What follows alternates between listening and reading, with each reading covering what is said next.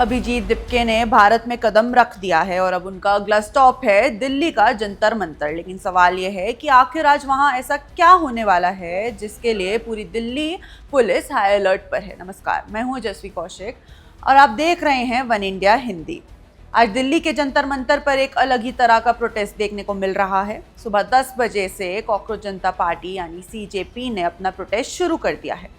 अभिजीत दिपके ने अपने सपोर्टर्स को मैसेज देते हुए कहा कि कॉन्स्टिट्यूशन ऑफ इंडिया के गाइडेंस में कॉकरोच जनता पार्टी जंतर मंतर पर अपना प्रोटेस्ट लॉन्च कर रही है। इस प्रोटेस्ट की एक ही मांग है, union education minister Dharmendra Pradhan का इस्तीफा।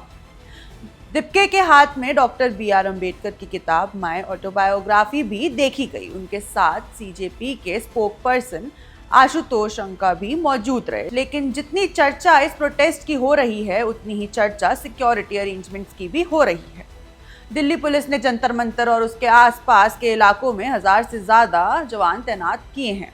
हर एंट्री पॉइंट पर बैरिकेडिंग की गई है और क्राउड मूवमेंट को मॉनिटर करने के लिए ड्रोन सर्विलेंस का भी इस्तेमाल किया जा रहा है।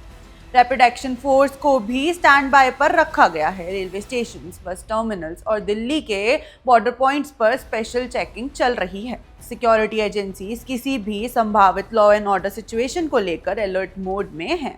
अब बात करते हैं प्रोटेस्ट की वजह की। कॉकरोच जनता पार्टी का कहना है कि NEET, UG alleged paper leak और CBSE class 12 on screen marking controversy को लेकर अकाउंटेबिलिटी फिक्स होनी चाहिए। इस मांग के साथ party education minister Dharmendra Pradhan के रेजिग्नेशन की डिमांड करी जा रही है। दिल्ली पहुंचने के बाद अभिजीत दिपके ने मीडिया से बात करते हुए कहा कि एजुकेशन मिनिस्टर को इस्तीफा देना चाहिए। उन्होंने स्टूडेंट्स पर पड़ रहे प्रेशर और सुसाइड केसेस का भी जिक्र किया है। वहीं सीजेपी स्पोक्सपर्सन आशुतोष अंका ने भी कहा कि उन्हें उम्मीद है कि आज का दिन इंडियन पॉलिटिक्स के लिए एक मॉन्यूमेंटल डे साबित होगा। इस बीच एक और नाम लगातार चर्चा में बना हुआ है, सोनम वांगचुक।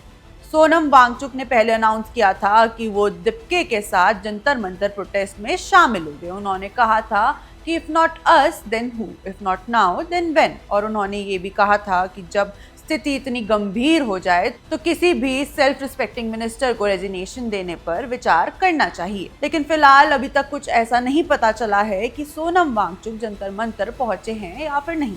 इस पर अभी ऑफिशियल कंफर्मेशन का इंतजार है। अब सबसे बड़ा सवाल, शाम 5 बजे के बाद क्या होगा? सुप्रीम कोर्ट के गाइडेंस के मुताबिक जंतर मंतर पर प्रोटेस्ट की परमिशन सिर्फ शाम 5 बजे तक की ही दी गई है।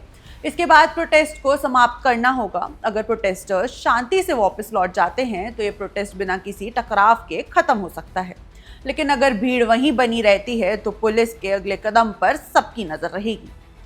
साथ ही ये भी संभव है कि कॉकरोच जनता पार्टी अपने अगले पॉलिटिकल या प्रोटेस्ट रोड मैप का अनाउंसमेंट करे।